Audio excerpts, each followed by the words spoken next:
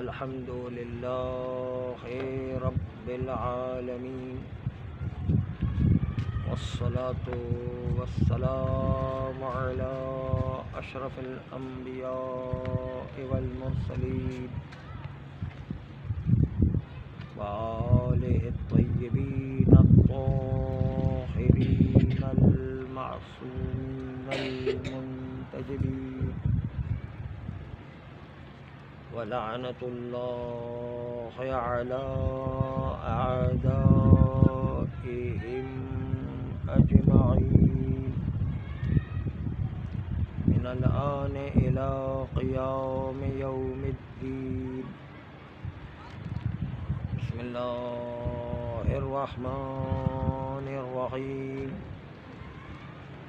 يا أيها الذين آمنوا كتب عليكم الصيام كما كتب على الذين من قبلكم لعلكم تتقون. وقال أيضا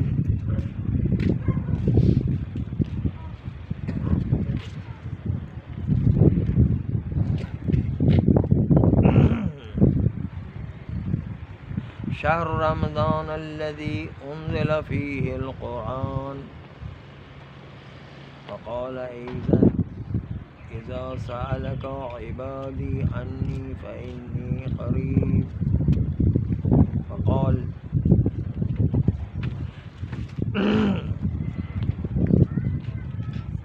لا تباشروهن وأنتم عاكفون في المساجد. وقال لا تأكلوا أموالكم بينكم بالباطل. عزیزان محترم و بزرگان عزیز، جو 5 آیات کی تلاوت کا شرف حاصل ہوا، اس میں در حقیقت پورے ماہ رمضان کا کورس بتا دیا گیا ہے کہ ماہ رمضان میں کرنا کیا ہے. ماہ رمضان کا کورس بھی بتا دیا گیا اور ساتھ ساتھ اس کے رزلٹ کو اور نتیجے کو بھی بتا دیا گیا ہے. اس لیے پہلی آیت میں اور سورہ بقرہ کی یہ 5-6 آیت جو مسلسل ہیں، اسی جگہ پر پورے ماہ رمضان کے کورس کو بتایا گیا ہے. سورہ بقرہ کی 183، 84، 85، 86، 87 آیت تک ماہ رمضان کے کورس کو بتایا گیا کہ ماہ رمضان میں کیا کیا چیزیں ہوں.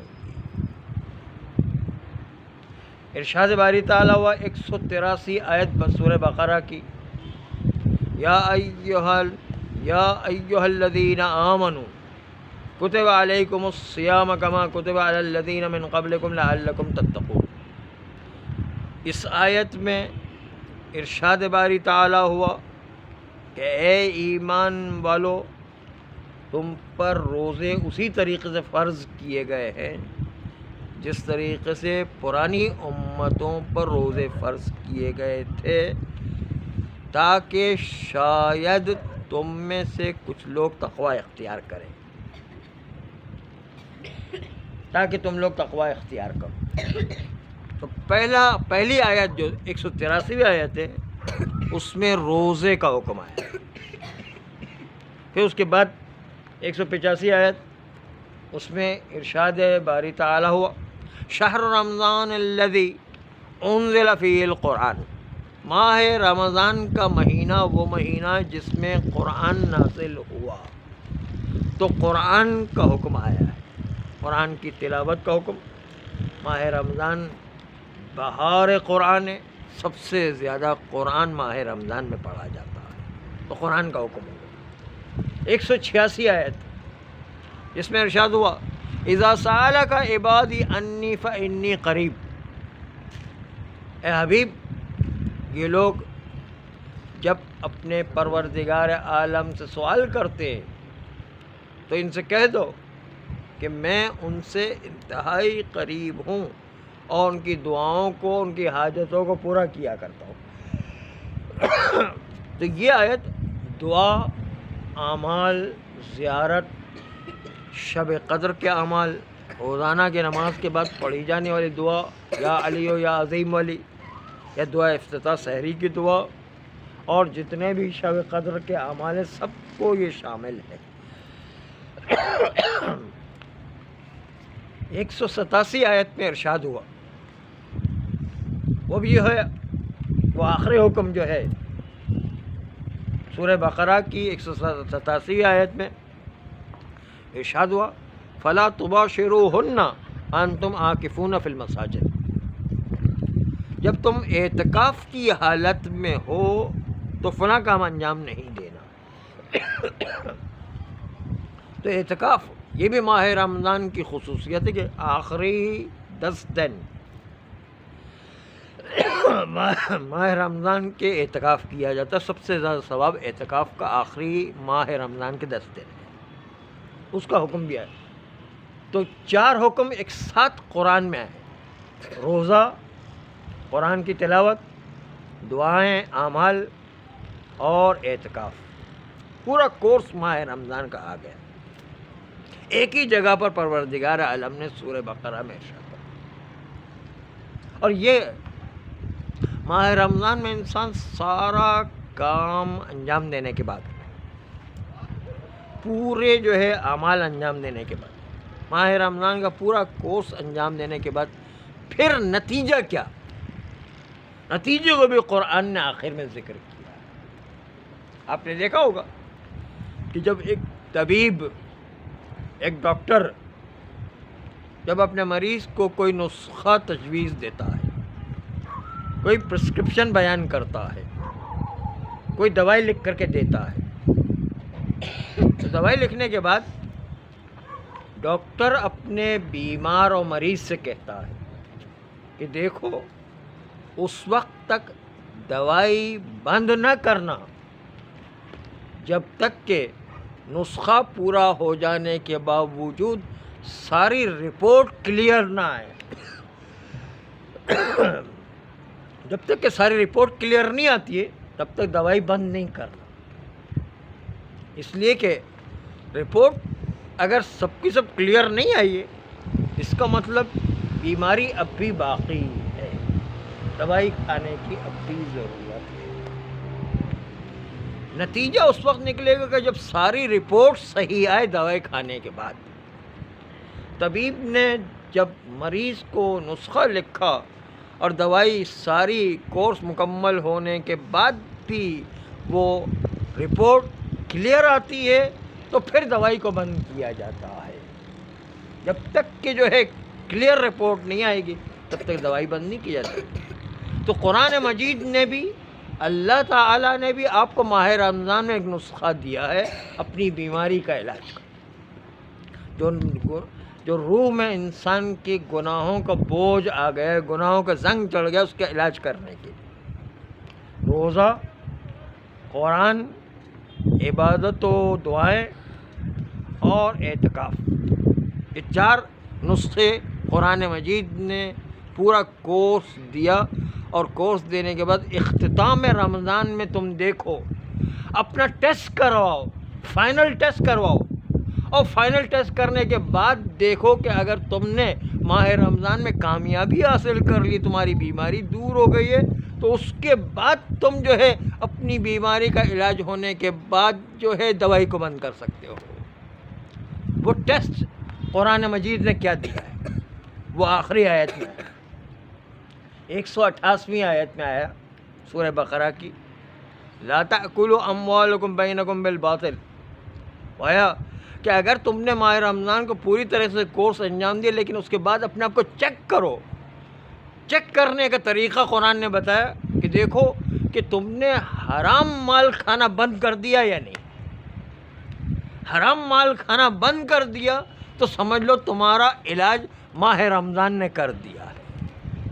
اگر یہ حرام مال کھا رہے ہو اس کا مطلب یہ ہے کہ آپ کی رپورٹس کلیئر نہیں آئی ہے، آپ کو ابھی علاج کی اور ضرورت ہے۔ ابھی جو ہے ماہ رمضان میں ان لوگوں کی بات ہے کہ جو طبیب کے پورے نسخے کو استعمال کر رہا ہے، اس کے بعد بھی رپورٹ کروانا پڑتی ہے اس کو ٹیسٹ کروانا پڑتا ہے کہ اس کی رپورٹ کلیئر آئی ہے یا نہیں آئی.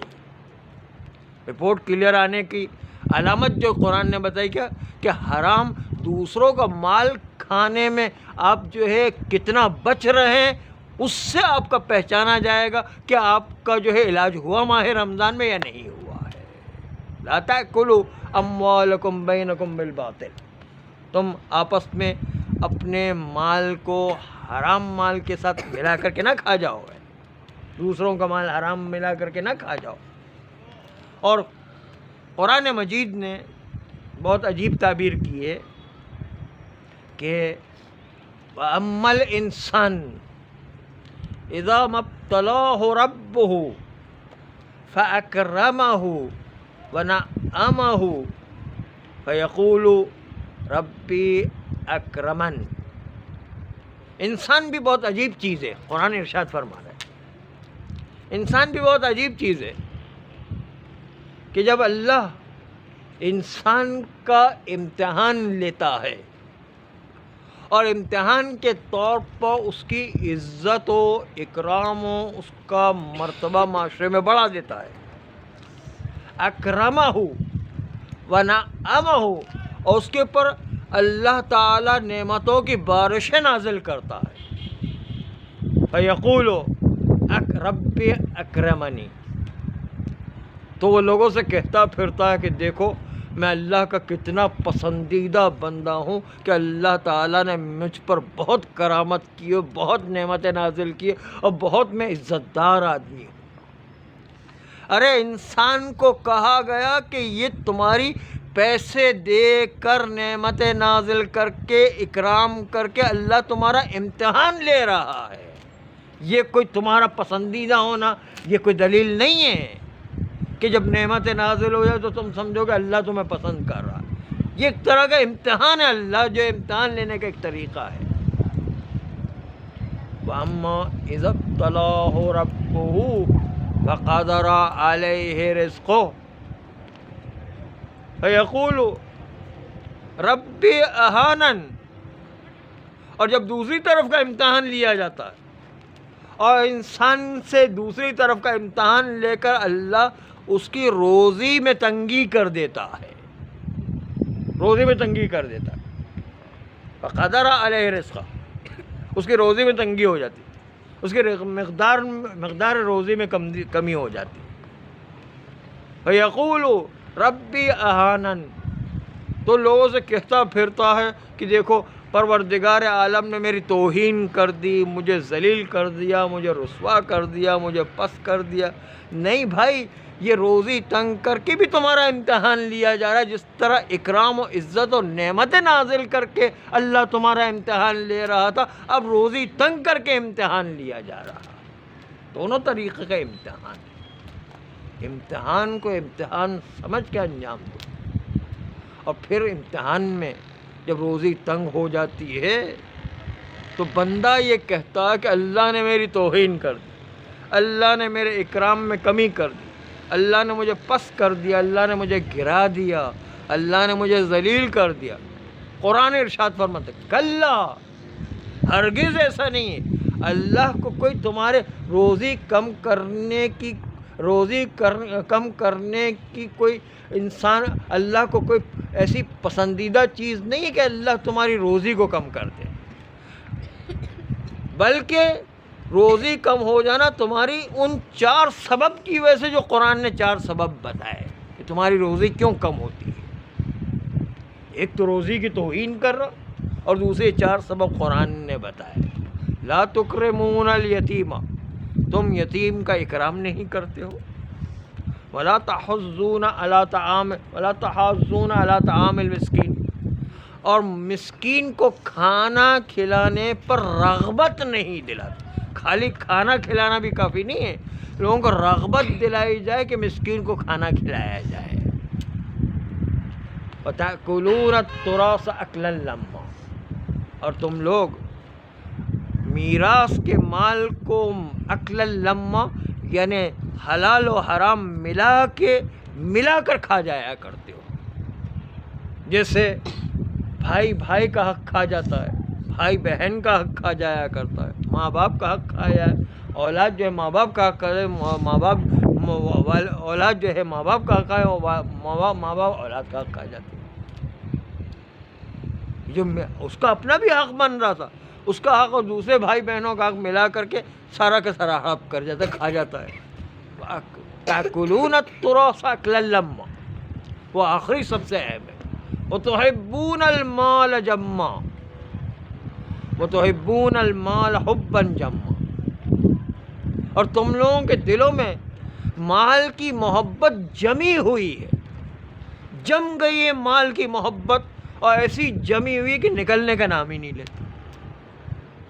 مال کی محبت ایسی ہے، جو مال کی محبت جم گئی ہے۔ اور یہ 4 سبب وہ ہے کہ جو انسان کی روزی کے کم ہو جانے کا سبب۔ قرآن ارشاد کہ روزی کم کرنے کا اللہ کو کوئی شوق نہیں ہے، تمہارا اپنا اعمال ایسے کرتوت ایسے ہوتا ہے کہ جس کے نتیجے تمہاری روزی کم ہو جائے گا۔ یا تو روزی کی توہین کر رہے ہوتے ہو، جس طرح وہ بنی اسرائیل کا واقعہ تھا کہ ایک نبی جو ہے ایک گاؤں سے گزرے، دیکھا کہ ان کے پاس روٹی کی اتنی کثرت ہے کہ وہ اپنے ٹوائلٹ کے مقام کو روٹی سے پہنچتے، تو روٹی کی توہین کر رہے تھے۔ تو نبی نے کہا، دعا کی پروردگار ان کو دکھاتے کہ روٹی کی قیمت کیا ہوا کرتی۔ چنانچہ ان کے وہاں جو دریا تھا وہ خشک ہو گیا، اور اس کے نتیجے کے اندر روٹی جو ہے، جو کئی سالوں کی روٹی تھی جو جمع ہوئی تھی ٹوائلٹ والی، وہ جب دریا خشک ہوا 1-2 سال تو انہوں نے پرواہ نہیں کی، کیونکہ اتنا غلہ ان کے پاس تھا کہ 1-2 سال تو کسی طرح چلتا رہا۔ لیکن اس کے بعد کیونکہ دریا خشک ہو گیا، فصل نہیں اگ رہی تھی، وہی ٹوائلٹ والی روٹی جو انہوں نے پھینکی تھی، ان روٹیوں کو اٹھا کر کے لائے، انہی کو کھایا ہے، لیکن وہ بھی ختم ہو گئی۔ وہ بھی کب تک چلتی؟ پھر حالت یہ ہو گئی کہ ایک دن وہ آیا، 20 سال گزر گئے، ایک دن وہ آیا کہ 2 مائیں آپس میں لڑ رہی ہیں اور کہہ رہی ہیں کہ بھائی بھوک کی وجہ سے جو بری حالت ہے، ایسا کرتے ہیں کہ آج میں اپنا بچہ ذبح کر کے جو ہے ہم دونوں کھا لیتے ہیں، تو کل تم اپنا بچہ ذبح کرنا اور جب بچے کو ذبح کر کے کھائیں گے۔ آج جو ہے اس ماں نے ذبح کیا، دونوں نے مزے سے جو ہے بچے کو، اپنے ہی بچے کو ذبح کر کھایا۔ دوسرا دن آیا تو پھر جو ہے کہا، اس ماں نے جس نے اپنا بچہ ذبح کیا تھا، کہا کہ آج تمہاری باری، تم اپنا بچہ ذبح کرو۔ وہ کہتے کہ نہیں، میں اپنا بچہ کیسے ذبح کروں، میرا تو دل ہی نہیں مانتا ہے۔ کس طرح جو بچہ ذبح کرنے کو تیار ہی نہیں ہوئی، تو آپس میں جھگڑا ہوئے۔ وہ کہہ رہے کہ نہیں، کل تم نے ہمارا بچہ ذبح کرا تھا، اس لیے تم آج جب ذبح کرو۔ وہ کہ نہیں، اپنے بچے کو میں ذبح کروں گی۔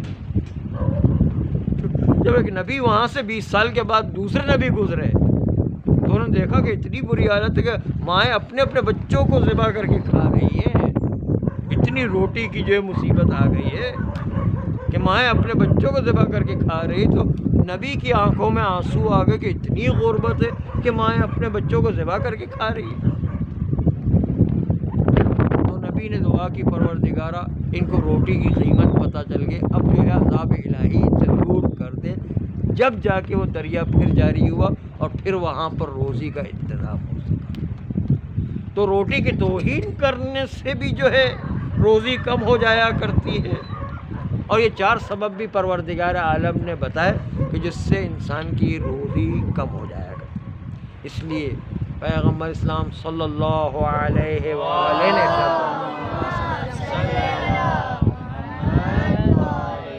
یا ایھا الناس قد اقبل الیکم شہر اللہ بالبرکۃ والرحمۃ والمغفرہ۔ اے لوگو، تمہاری طرف ماہ خدا آ رہا ہے، ماہ رمضان، خدا کا مہینہ، مہمانی خدا کا مہینہ آ رہا ہے، جس میں برکتیں ہی برکتیں ہیں، رحمتیں ہی رحمتیں ہیں، اور مغفرتیں ہی مغفرتیں ہیں۔ اس لیے ان سے استفادہ کرنے کی پوری کوشش کرو، اور اپنے آپ سے اس ماہ میں کم سے کم گناہوں کو بخشوا ہو۔ اور مولا فرماتے ہیں، امام سجاد علیہ السلام فرماتے ہیں کہ وہ شخص بدبخت ہے کہ جو اس مہینے میں اپنے آپ کو گناہوں سے نہ بخشوا سکا۔ اس کا پھر کوئی اور ٹھکانہ نہیں ہے سوائے اس کے کہ روز عرفہ عرفات کے میدان میں اللہ سے دعا کرے، شاید جو ہے اس کے گناہ معاف ہو سکے۔ تو پروردگار عالم ہم سب کو توفیق عطا فرمائے کہ ماہ رمضان کی برکتوں کو حاصل کر سکے، رحمتوں کو حاصل کر سکے، مغفرتوں اور توبہ کے دروازے سے صحیح استفادہ کر سکے۔ ان اللہ ملائکتہ یصلون علی النبی یا ایھا الذین آمنوا صلوا علیہ وسلموا تسلیما۔